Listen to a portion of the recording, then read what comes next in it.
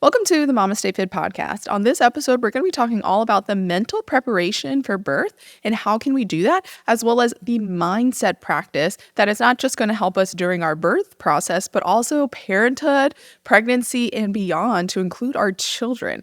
And in this episode, we're going to be talking with Tracy, who's the founder of GentleBirth. And this is an app that is all about mindset and mental preparation for birth. Welcome to the MamasteFit Podcast. This is Gina, perinatal fitness trainer and birth doula. And I'm Roxanne, labor and delivery nurse and student midwife. And this is the MamasteFit Podcast, where we empower you on your prenatal fitness, birth, and postpartum return to fitness journey. Our podcast shares how to move throughout your pregnancy to stay strong and comfortable, because pain is not a requirement of pregnancy. Understand the science of birth and how to approach recovery after birth. We share our personal experience as mothers navigating this stage in our lives, plus our professional expertise as birth workers and fitness professionals. Our goal is to help you feel confident as you navigate the perinatal timeframe for an empowering pregnancy, positive birth, and postpartum journey. We are glad to have you with us on this journey and that you have chosen us to support you.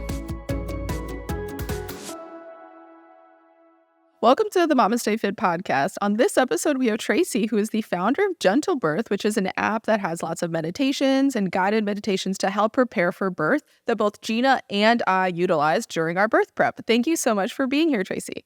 Thanks for having me. I am always delighted to chat to you guys because you're both doing such incredible work in the birth space. So it's nice to kind of combine mind and body in one space. Yeah, and we were so excited to have you come on the podcast to talk about the mental preparation aspect of birth.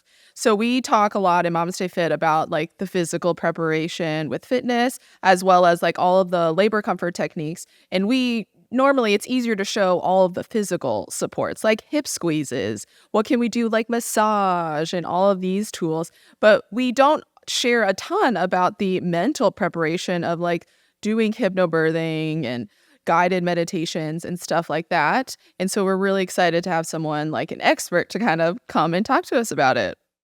Yeah, so I guess we should define what is mindset and why is it so important kind of coming into pregnancy.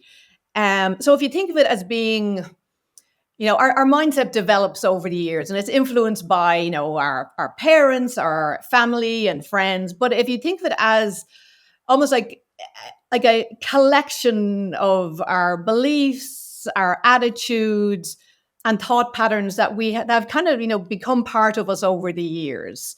And many of us will recognize in ourselves if you have what's considered like a growth mindset, which is quite flexible, or a fixed mindset, which is, no, it has to go this way. And when we have a fixed mindset, we tend to see quite a lot of attachment to the birth outcome. So it's having, birth preferences that are 10 pages long. It's trying to control every aspect of it. Whereas with GentleBirth, what we wanted to do is help people wherever you are, when you're sitting down thinking about, well, what is my mindset? And just kind of notice it throughout the day, or if you have a challenge or something that comes up today, notice how you talk to yourself. That will be a clue into how your mindset has evolved over the years. But it's we have to come back to when we are so focused on the outcome. We're forgetting about the whole process and how helpful the process can be for us. So birth is unpredictable. And yes. A perfect birth is not the goal. The goal is for moms to come out of this experience feeling empowered, that they felt in control of what they could control, which is their mindset, their attitude, how things were unfolding in the moment.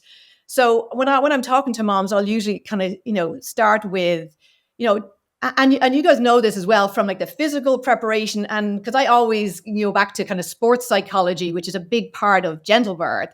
And it's that, how do you cope when things don't go to plan?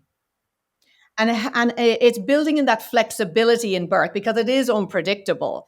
And then how do you adapt in that moment? Can you adapt? Do you have that flexibility, that mental flexibility to adapt if something does come up out of left field on the day, or even before the day. Maybe you've planned to have a home birth and something has now come up that has now completely changed that plan. And now you are going to somewhere where maybe that really was not somewhere where you wanted to be.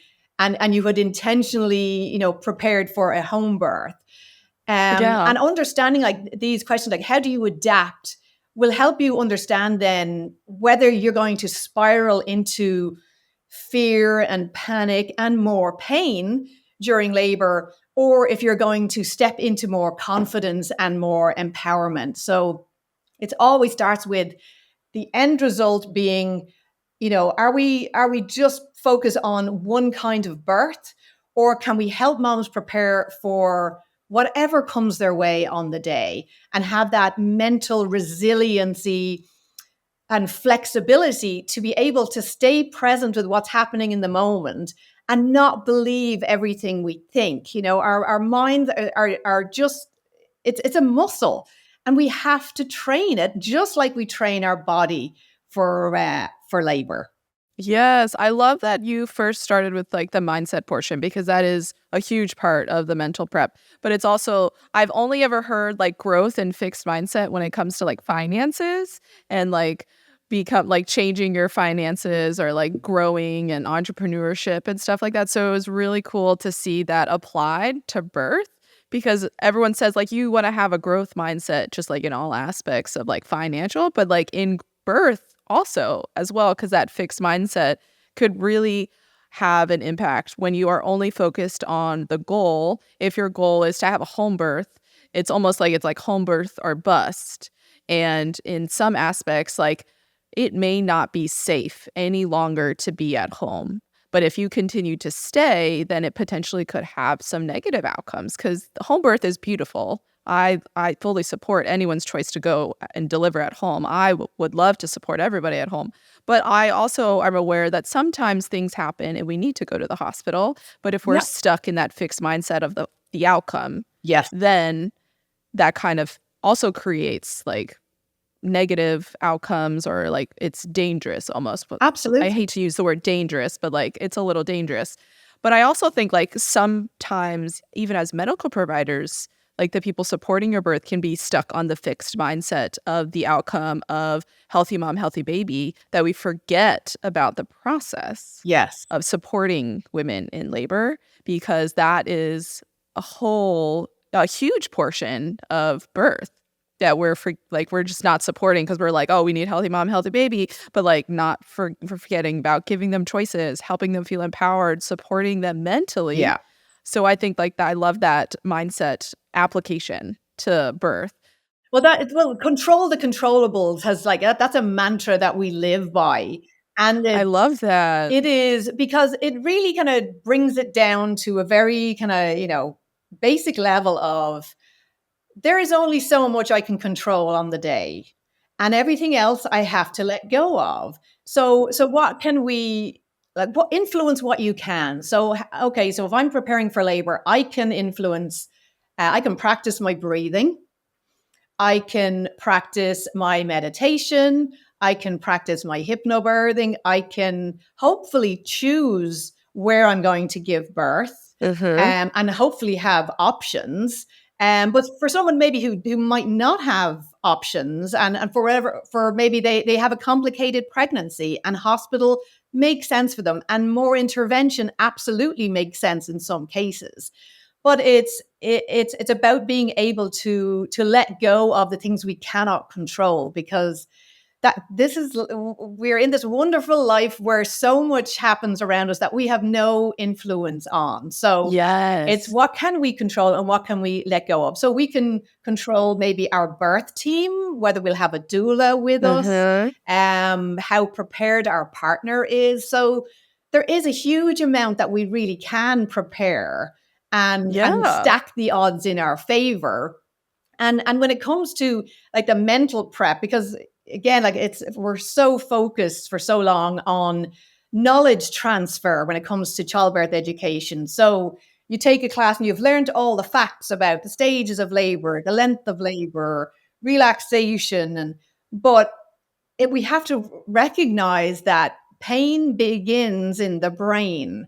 And we're so focused on what's happening below the neck, but everything that's happening up here is having a cascading effect on our hormones, on our physiology. So it just makes sense that we train our brain for the best possible outcome on the day, because we want moms coming out of this experience feeling that they are, emotionally, physically, spiritually in a really good place as they step into this next like huge transition in their adult life of parenting and that adventure. And if they've had what they perceive to be a positive experience, then they have such an advantage in for that the challenges of that transition and the everything that goes along with it. Yes.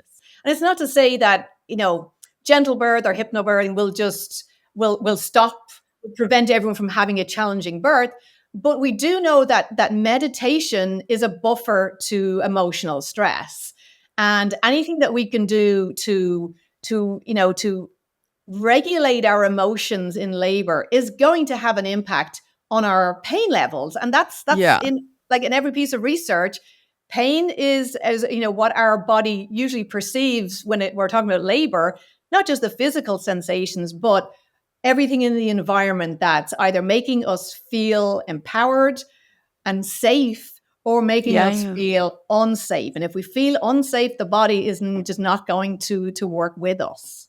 Yeah. I loved your first statement about the hormones, and our labor starts in our brain, pain starts in our brain. We have the physical sensation of pain, but those are just a sensation, a stimulus of the pain on our body that then goes to our brain to tell us, oh, hey, that's painful. It's not like when you touch a stove, it takes you a couple seconds to be like, oh, ow, that was painful, because it has to travel to your brain. So pain in our mindset, in our brain, is so powerful in our ability to control the amount of pain that we're feeling. And I mean, I don't know if we fully understand the brain in the pain aspect, but I feel like when we support birth, there are people who are experiencing their contractions and I always say it's like the coping bus. They're just rocking it. The coping bus is just driving along. And the struggle, it's the coping train. I don't know why I like trains and buses, but the coping train, you're on the train and you're on the tracks and you're going. But then the struggle bus is always right there waiting for you to fall off the train. Yeah. And it's waiting. But if you could just stay on that coping train, but someone could say something of oh, hey, are you interested in an epidural? You look like you're not coping anymore. Or hey, you look like you need some help. That just pulls people off the train and puts them on the bus for them to be well, I feel like I'm coping, but they're saying I don't look like I'm coping, and then they just spiral. Yeah. Oh, And if you can just easy. pull them back and put them back on the train, then they're able to rock it. But for that time period that they're on the bus, their contractions are more painful. They're not able to relax as much during them, and they're I can't do this anymore. I can't do this anymore. This is I don't know what happened, but this is so painful now, because they were pulled off of that train, because their mindset was they were pulled out of that mindset that they were on. And I feel like that's so powerful to be able to control and stay on the coping train, but it takes some work. Some people can do it. If you are naturally calm, cool, collective in all daily activities and stress doesn't bother you, I do find during labor, you probably didn't need to prep because your life was your prep. Yeah. But yeah. For me, I'm a pretty high stress individual and I get anxious really easily. So I was I know I need to do some sort of prep, because I need coping tools to be able to keep me on the coping train and off the struggle bus. Even during labor, I still there are times I still went on the bus, but then I was able to hop back on the train with the tools that I had built up. But I know it's not always accessible, because you have to listen to these tracks or practice meditation. And with my first, I had no one, my husband was deployed. So I just would listen to them as I would fall asleep in my house by myself.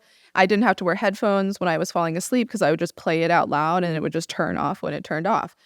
But then when I had another kid, it was a lot harder to be able to do that. Because again, I had to wear headphones because my daughter slept in bed with us. My husband, he wasn't deployed, so he was also sleeping in bed with me. So I couldn't as easily incorporate that into my life. And that was Gina was like, oh, I have 3 kids. I couldn't do hypnobirthing or like practice all of these things because I couldn't. She's like, I was not comfortable with the headphones in. So do you have any tips for people on how to incorporate like meditation or like hypnobirthing or the GentleBirth app into their day if they don't have time to just like sit, relax, and listen to the tracks because we have other responsibilities? It is, yeah. I always say on the first, if you're having your first baby, you have just and I won't say everyone, but a lot of women will have extra time in their day Yeah. to practice. But then the second baby comes on, and I hear this all the time. And the moms come back to me saying, I'm trying to. I have a toddler, I work, and I'm trying to find the time to do this. But it's.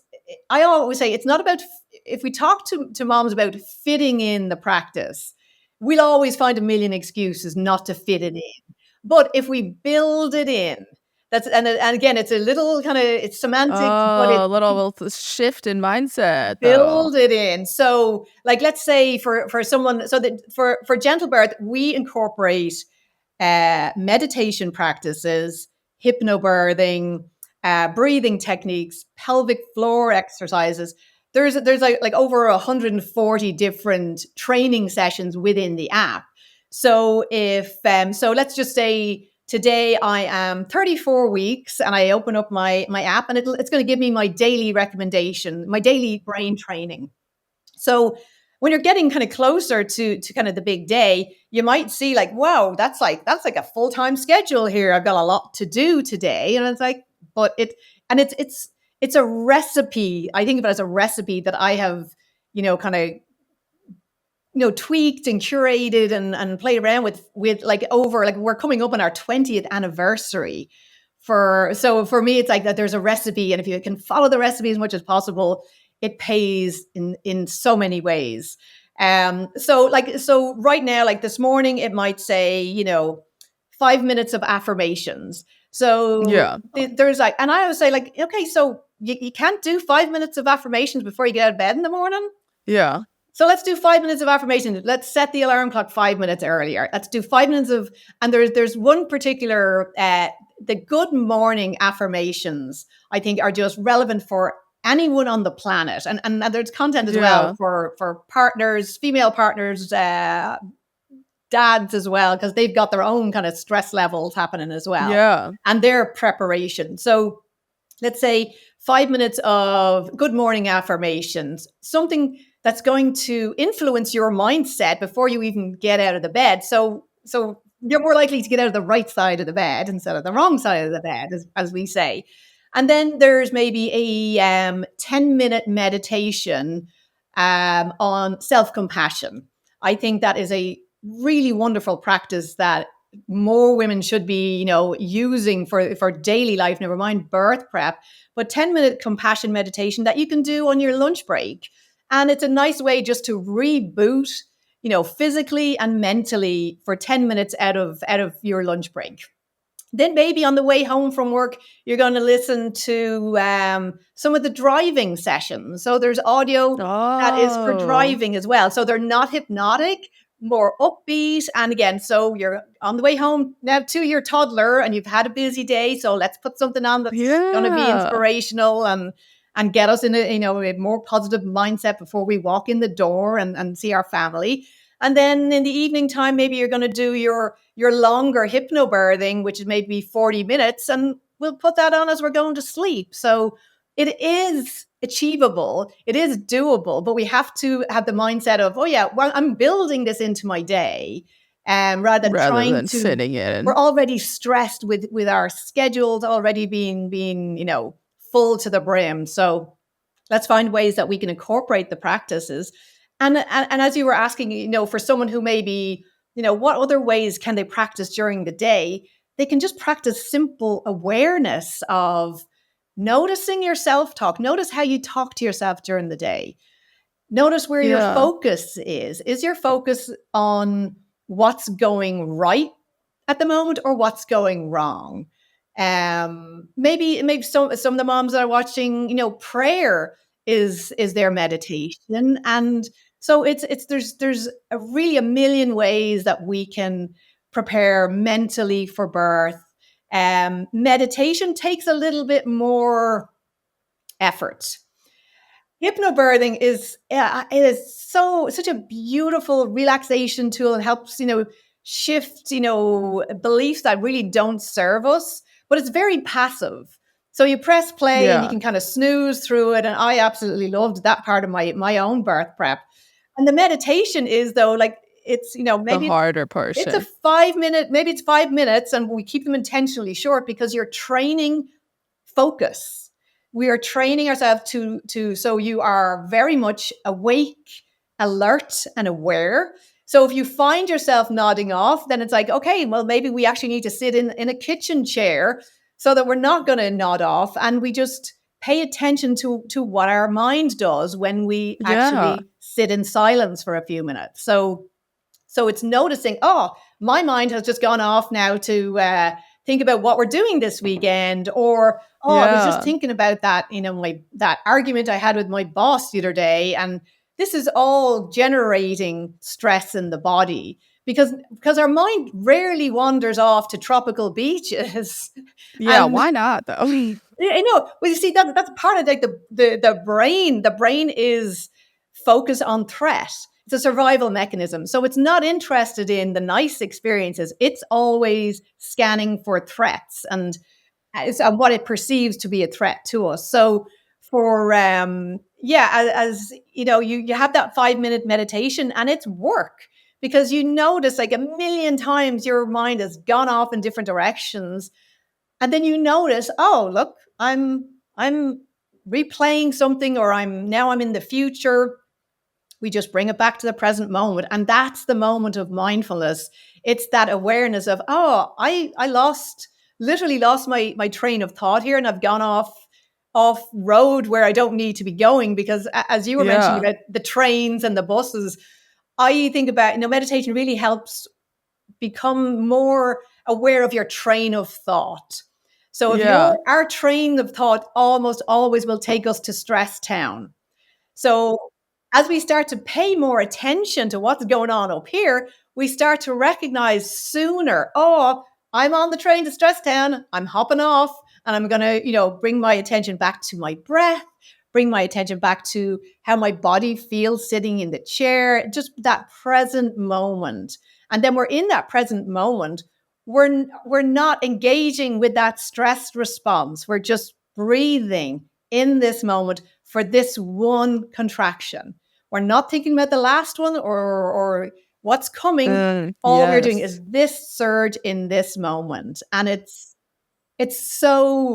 frees you up mentally for so much more. For like, as parents, the less time I spend on a train of thought taking me to stress town, the happier everybody is. So it's not just good for me, it's good for everyone around me as well. Let's take a break from this episode to hear about our sponsor, Needed. Needed is a nutrition company focused on the perinatal timeframe that both Gina and I have utilized during our pregnancies, postpartums, and still to this day. And one of the products that I started using in my second postpartum with Colin was their stress support. And it had just released during that time period, so I was really excited to try it out because I was stressed. Their stress support is made up of 6 clinically strength adaptogenics and nervine botanicals to help support our energy and our hormones and our moods during that stressful time and our overall well-being during these stressful situations of postpartum and maybe preconception. It's not recommended during pregnancy to take, but it's definitely something that you can add to your little pocketbook of ways to deal with the stress in the postpartum, along with all of the mindset that we're discussing in this episode. So if you want to try out their stress support, head to thisisneeded.com and use code MamastePod to get 20% off your first order. I feel like it's such a important practice, not just for birth prep, just for like life in general. I mean, like just in this podcast episode, I like completely lost my train of thought earlier, and like that happens so often. But I do feel like, because I had a meditation practice prior to kids, like, because well, it was just me, so it was easier to definitely be able to build into my day. I didn't have children like being like, "What are you doing? Like, stop sitting there being silent and play with me." And I'm like, okay. But I feel like when I was doing it, I was definitely a different person, and it helped with my birth preparation because I knew I loved meditation. I mean, I don't know if I would ever say love because it's still very hard, but I really enjoyed meditation. I knew who I liked, who I was, and I had done like the lemon test, which like someone reads that lemon test, and if you can, your mouth waters and you can taste the lemon after they read it, then like you are more susceptible to like hypnosis. So I was like, I think hypnobirthing would be amazing for me because I apparently am incredibly susceptible to hypnosis. But I feel like it was so easy to implement in my first pregnancy, but I do feel like it's still carried over into my subsequents, even though it's like I built the foundation.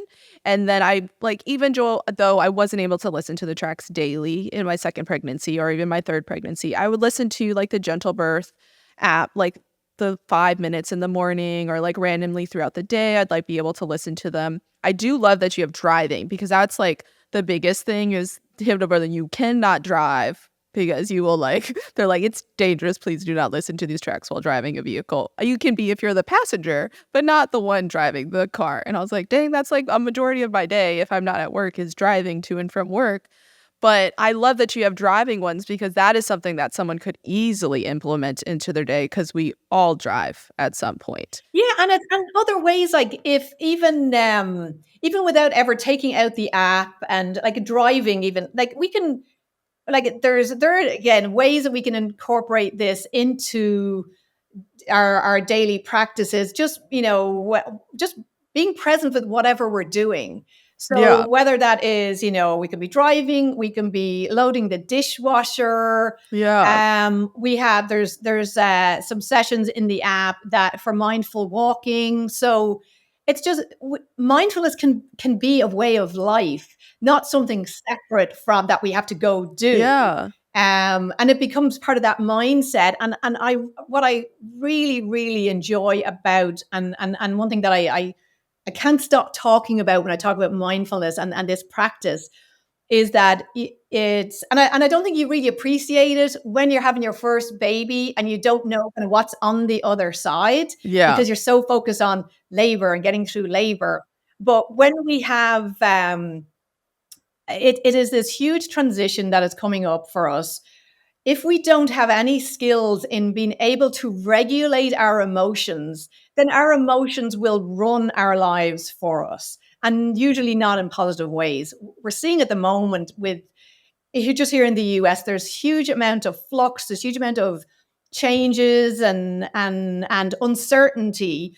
So for me, like it's even more important now to be practicing our meditation because ideally, I would love these. I want these skills to be taught starting in kindergarten.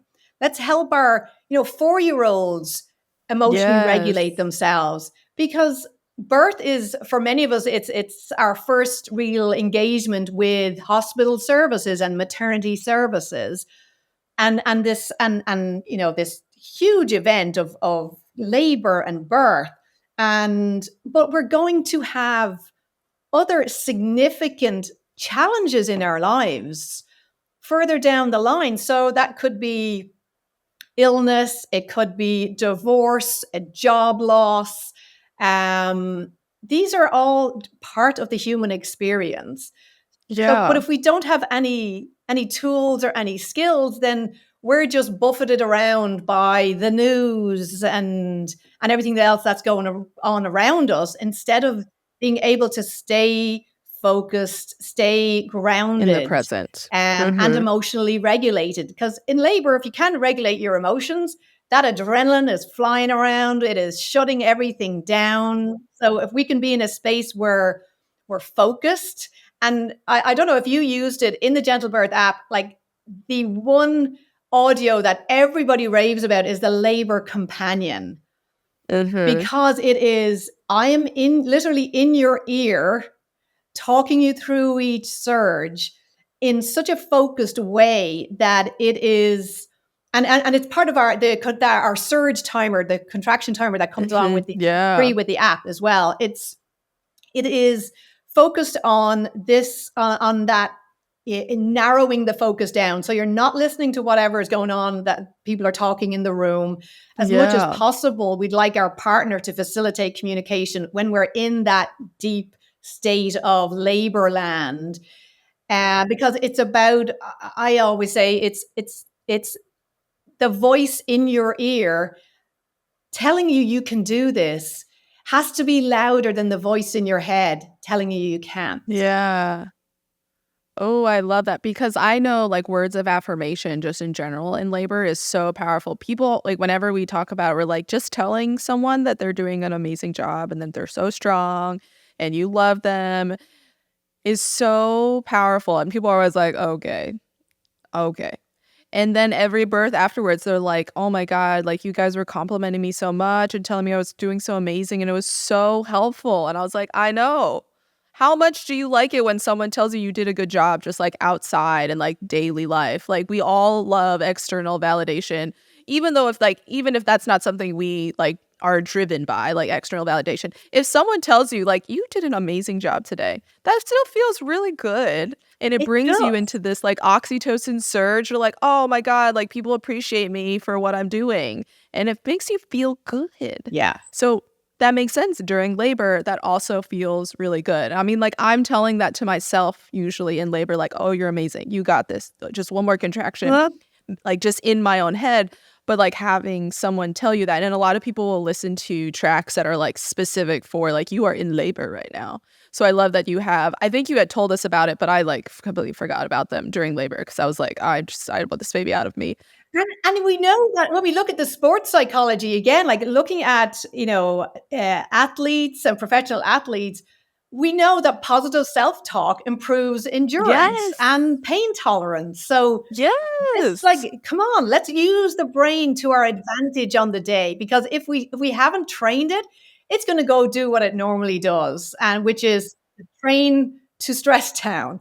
Yes. So I love like the importance of the mental prep is not always harped on. And like we obviously teach a lot about the science. So you understand what is happening in your body, and I think that helps people be able to cope with it, cuz like we're very like concrete. We're like we need like, oh, this is what's happening with your body and this is causing this and then this is going to eventually lead to this.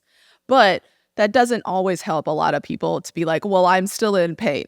Like these contractions are painful to me. This is how I would describe it. Like, how do I cope with that? And so then you get the physical stuff and that helps decrease the pain. But if we can decrease the pain that's being perceived here, that could be like a freaking game changer completely. I mean, like pain-free birth, like, do I believe everyone can have a pain-free birth?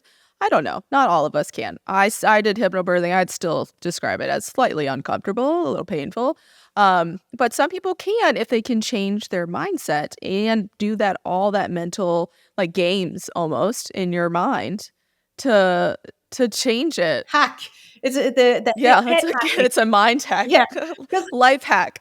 because I was speaking to someone about this recently, and for my I had a home birth on my second, and I do remember there were some points during the labor that were very intense. Now, and when I did have some back labor, and I would consider that to be intense, but it was painful, and Yeah, I do same. remember having moments of thinking to myself, I heard an ambulance in the distance, and I thought, get them here. I'm done with this. Let's just go to hospital, And then I realized, okay, not going to serve me right It's now, not. and it's Yeah. going to pass. So if I can just focus on Yes. this, keeping with my breath, it's going to pass. And then it was over, and I was like, okay, we're good, because I think I think one of the really nice aspects of the gentle birth approach is that our philosophy has always been that a positive birth comes in many forms and is only defined by mom. It is not defined Exactly. by my best friend, my sister, my OB, or my midwife, or my doula. So when moms sign up for the app, they get to choose their journey. So let's just say a mom is choosing, or maybe has no choice and has to have a planned cesarean. She is also about to go through a very anxiety provoking, couple of Yeah. months preparing for surgery to meet her baby and this huge transition after into parenthood. Doesn't she deserve to have the same tools? Or Yes, that she mom does. who is the VBAC mom, or I wanted to make it to really hand the power back to the moms to say, I will define what a positive birth is. And if that is the epidural when in 10 minutes after I've arrived into the hospital, who am I to say that's not the way to do it? So that really, Yeah. our approach is that we can't always control our initial reaction. Something comes up out of left field. Our initial reaction is going to be what it's going to be. Yeah. But we can then we have a moment of, okay, well, I can continue down this with this reaction, or I can adapt my response to something that is healthier for me, healthier for my Yeah. baby. So there's Yeah. so many ways that we can really, prepare for the rest of our, postpartum, and in a way that will be really supportive to ourselves, for our own mental health, and for our baby's mental health too. Yeah. Because I feel like by doing all of the mental prep of like hypnobirthing, meditation during pregnancy, it was really important for my postpartum journey. And like, I noticed like when I stopped doing it, my like anxiety got worse slowly, as well as like it was harder to stay in the moment. But with like we keep talking about like the stress and like the hormones that like release when we're feeling more stressful. So like you're on the struggle bus. But during transition, I feel like the mental prep makes the biggest difference in transition. Like during labor, like you can use physical comfort to kind of overcome it for sure. Like with the contractions and the surges, like you can use a lot of physical prep, like a TENS unit, hip squeezes to kind of overcome and make it to transition. But transition in particular, and which is a question that a lot of people ask me when I teach my class at the birth center, is like, how do I deal with transition? Or like when I can't do it anymore, like what do I do? Yes. Naturally releasing all of these stress hormones. And this is a good and natural response. You're releasing stress hormones to prep you to push a baby out. And your baby's got to do a lot of stuff when they come out. So it's prepping your baby to like breathe and transition to life outside of the womb. Because, I mean, they're changing their entire circulatory system. They got to breathe. They got to eat on their own. They got to do a lot of things. So we want these stress hormones. But if you don't have the coping tools to deal with stress, you're probably going to be on the spectrum of more chaotic, or you're going to be on the spectrum of calm if you have those coping tools. Yeah. Most of us are usually in the middle, and this is a lot of self-doubt. People have a lot of self-doubt, or they're like very questioning of their thoughts. And this is when they're asking for help. And that's most people. It's like they don't have the coping tools, like you're saying, like compassion for ourselves and also confidence. I feel like meditation builds confidence in ourselves to be able to like, I got this. Like, this may suck in this exact moment, but like, we're going to get through this and I got it. And like, you're less confused and less doubtful of your abilities, or like, I know I'm not going to be in labor forever. But it's a lot of people, they're like, this is it. This is just who I am now. I'm just going to be pregnant forever, in labor forever. Transition's going to last forever. Or like, maybe I can go to the hospital and get an epidural. And they're just spiraling. But if we could develop these coping tools during pregnancy to be able to stay on the calmer side during this transitional process, regardless of what is going on around you, because like birth centers and home births, it's usually a less stressful environment. There's less people. You have a lot more control. But if you deliver at a hospital, which 95% of people are delivering in hospitals, it's a lot less control. So if we have these tools to deal with that increase in stress hormones, which again is normal and good, but it can feel overwhelming. So if we have the tools, it can make that transition process way less stressful for us mentally. And so I mean, I'm obviously in agreement with you that I think like the mental and like the meditation and the hypnobirthing and just like the mindfulness practice is so helpful, but it is really hard to build into your day if you're not intentional about it. But I do love the saying of changing the wording of build it into your day rather than being like, oh man, I got to fit in my meditation practice, because that just makes it seem like a chore and no one wants to do chores. Yeah, it should be something that you really enjoy doing, that you look forward to doing, because you are doing something like not just that's really good for your own mental health and physical health, but your babies as well. There's and I always I come back to this study. There was a study done in San Francisco a couple of years ago, working with a vulnerable population of expectant moms.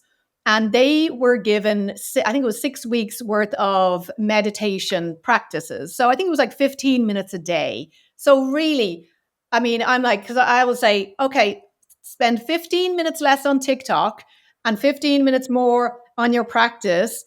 And what they found was, and this was around mindful eating as well, which again in pregnancy can be very, very helpful. Okay. So what these moms were practicing very simple breathing techniques, and they checked in with these moms then at 6 months later. And what they found was not only were these moms mentally in a really good space compared to the moms who didn't around their own stress levels, but the meditation practice had an impact on their baby's stress response. So their babies returned more quickly to kind of the baseline than the babies who weren't exposed to meditation during pregnancy. And Yeah. so for me, that's just astounding that this mental prep is not just affecting this generation of moms. We're influencing the mindset, of the next generation. So Yeah. that's, for me, it's phenomenal. But when we talk about stress being, we do assume all stress is bad. But as you mentioned, there is a time when stress hormones are absolutely normal and encouraged, and we want them there. We're not trying to, I mean, the idea of we could just all go live on a deserted island and, That during our sounds pregnancy stressful, and not honestly, though. not be exposed to stress, because some people are like, yeah, no, thanks. But what I guess what I want moms and partners to understand is that during pregnancy, our babies are marinating in stress hormones or hormones of love, oxytocin, endorphins, or they're usually getting a balance, a bit of both. But for somebody who's chronically stressed, their baby's brain is different. Yeah. We are shaping the architecture of our baby's brain. It's being shaped by the environment. And this is not another stick to beat ourselves up with. It is just like years ago when we thought, well, smoking, sure, what's the harm? And then we realize, oh, smoking can really affect our baby's development. We know that chronic stress can do the same to our babies. So that doesn't mean we're going to beat ourselves up because we're in a really stressful job, or, we just had we just had a bad day yesterday, and then we're racked with guilt because what did we do to our babies?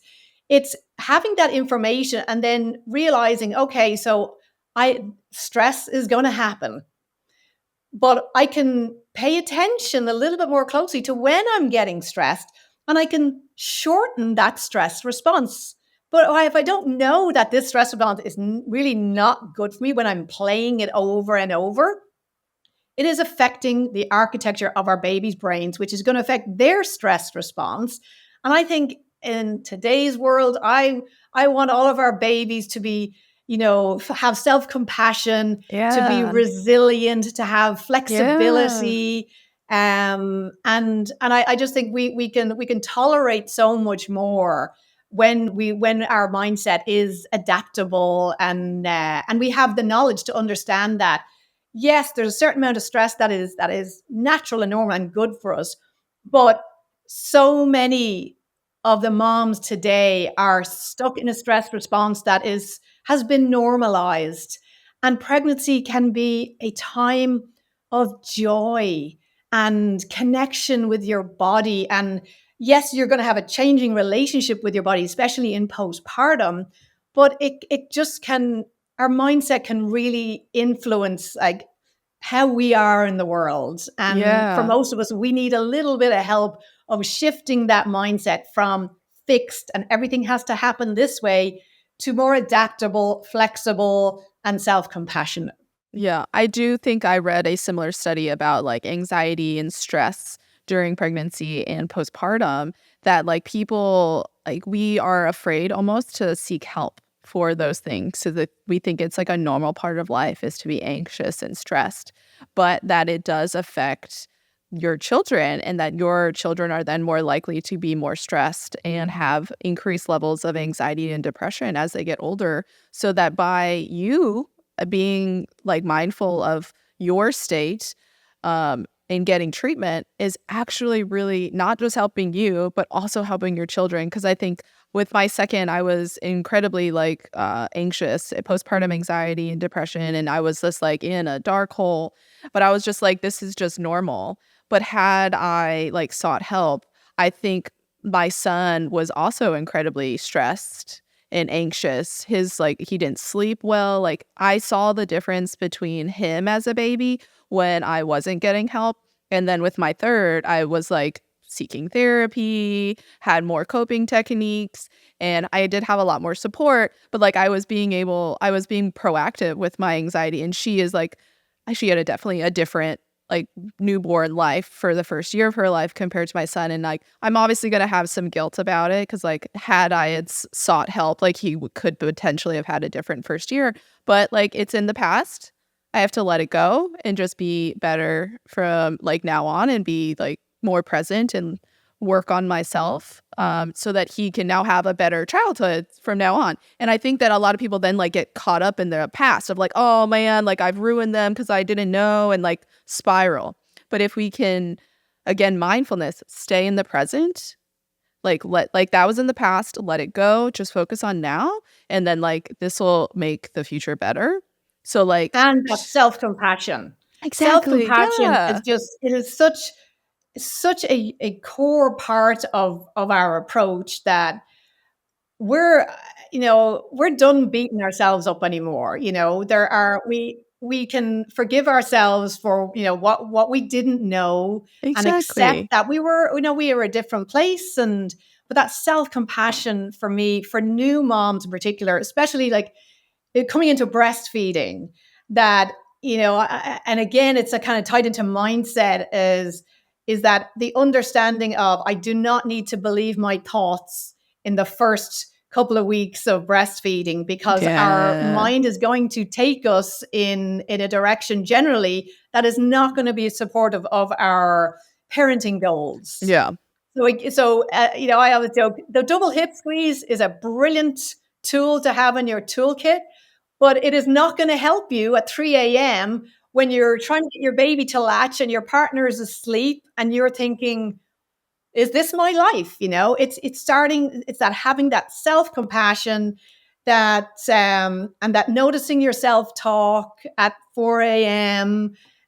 Because it's in postpartum, that emotion regulation, if you don't have it, because it is, your hormones are, it's a roller coaster, this. And then if you're trying, if you're having breastfeeding challenges, you're more likely to stop breastfeeding before you really wanted to, because you don't have those coping skills to notice, oh, I'm believing some nonsense And that today. affects oxytocin, and then that can affect the milk supply and the letdown reflex. So I mean, I feel like we could talk about this for just hours and hours, I because know. we're both pretty passionate about it. And Gina knew that this would be a good conversation for me, because I love this kind of stuff, and mindfulness and meditation and hypnobirthing. But just to like kind of round it up, like during pregnancy, mindfulness practice is beneficial for pregnancy stress, anxiety during pregnancy, but as well as helping you be able to cope during labor. And then it carries on into the postpartum. So this is like a mindfulness practice. Yes, it's a birth prep technique, and a very effective birth prep technique, but it's also a life hack to be able to navigate all of the stressors that we have throughout our entire life, especially it is 2025. We all have some sort of stress in our life. whether it is good or bad stress, but being able to cope with those stresses so that it doesn't affect us, because anxiety and stress and depression is at a higher level in 2025. So if we can develop these tools, yes, it's good for us. Yes, it's good for our babies and our births, but also like for our long-term health, these practices. And it's not like you're saying, it's like 5 minutes when you wake up in the morning. Just put it on like as you are starting to wake up. And like the worry of like wearing headphones, like it's beneficial for everybody. If your kids hear it, it's good for them. Just put it on your little speaker in your Exactly. room. Everyone can benefit, even if it's like birth specific. Just put it on. You'll all be lulled to sleep as you get ready for bed. You'll all be like woken up in a great place. You'll like, if you're driving and all your kids, instead of listening to like Baby Shark, which might like just cause you more stress, listen to some driving meditations. And like this could help just create long-term coping skills to, again, obviously the most important for all the people listening, birth prep, but lifelong like stress management. Yeah. And for yourself, what if you've I love hypnobirthing, but I do think adding meditation and mindful meditation to it just takes it to Yeah, another I level. do. Because with hypnobirthing, you're think of your first couple of weeks postpartum. When do you have time to go lie down and do a 40-minute session, relaxation session? It Whereas was only when I would fall asleep. yeah.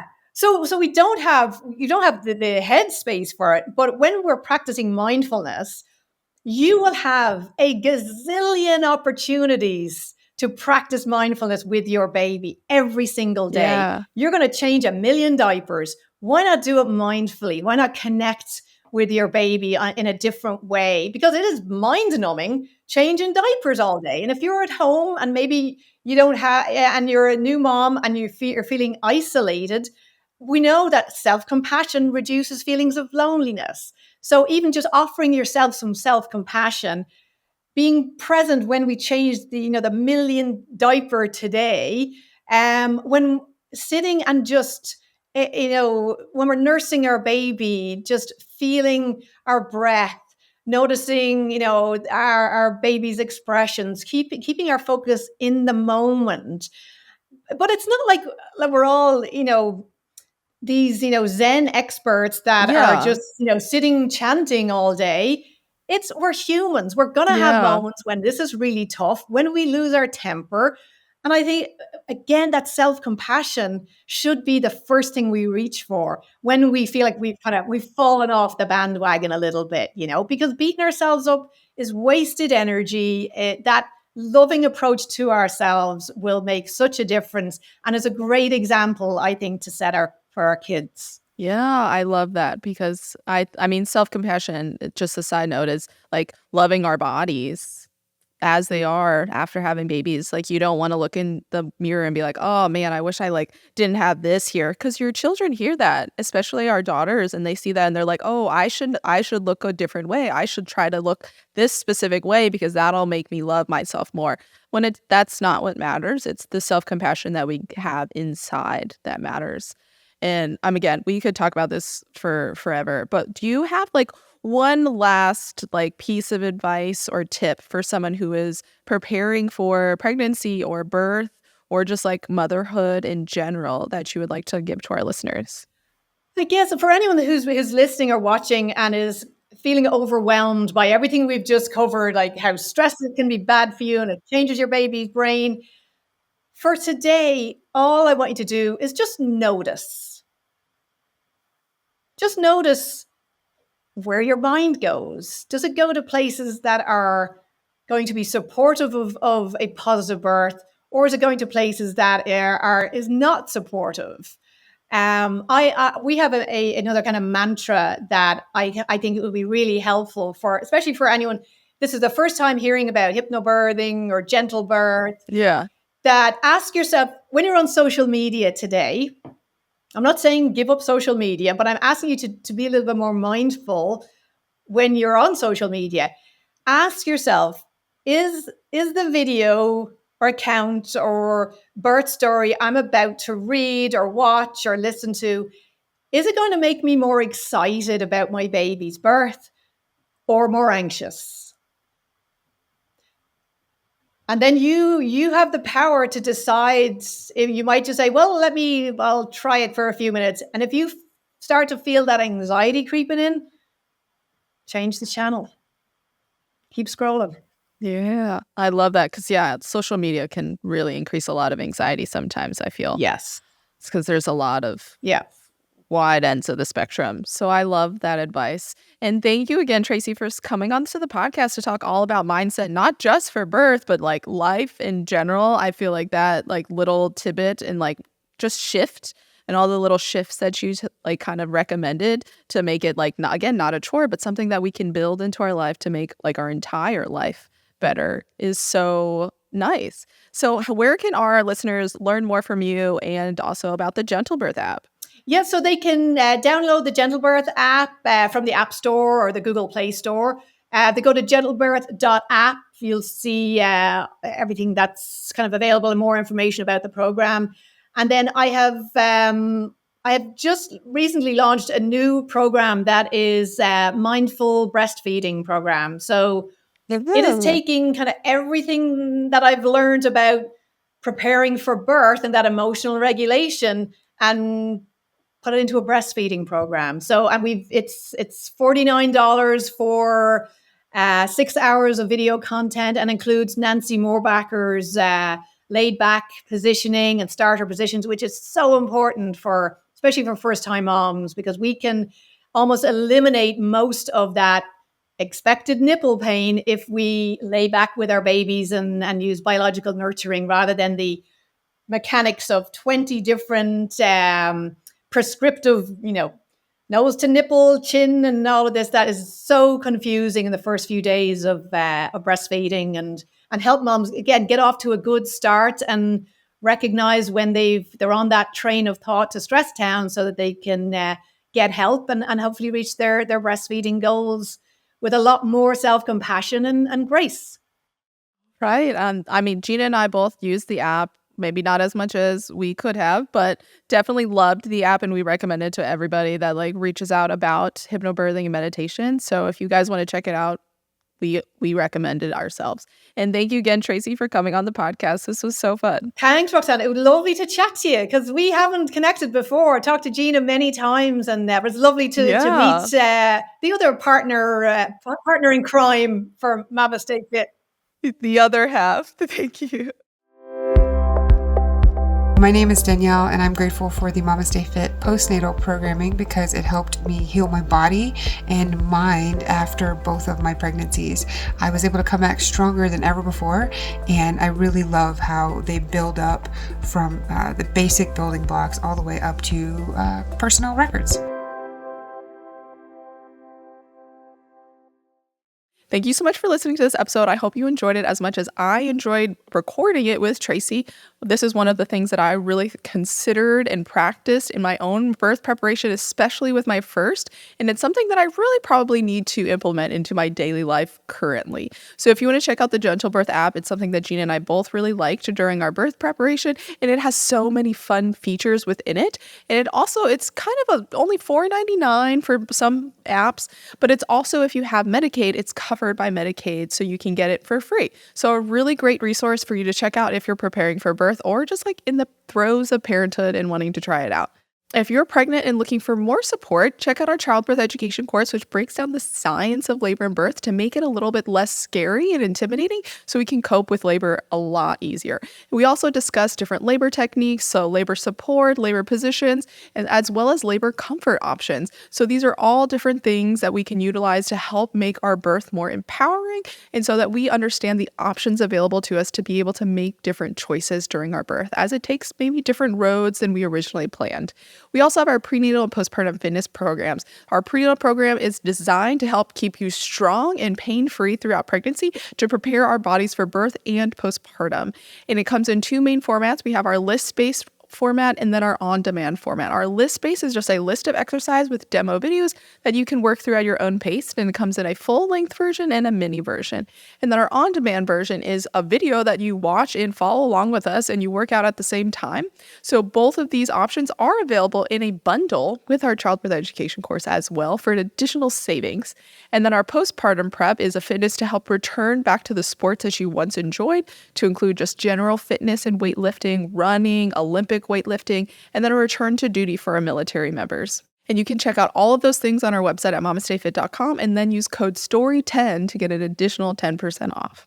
And this podcast is sponsored by Needed, which is a nutrition company focused on the perinatal timeframe that both Gina and I also utilize during our pregnancies, postpartums, and beyond. And it's something that we really love and recommend to a lot of our friends and any of our followers that message us and ask for a recommendation for a really good prenatal vitamin. And if you want to try them out, head to thisisneeded.com and use code MamastePod to get 20% off your first order or the first month of your subscription.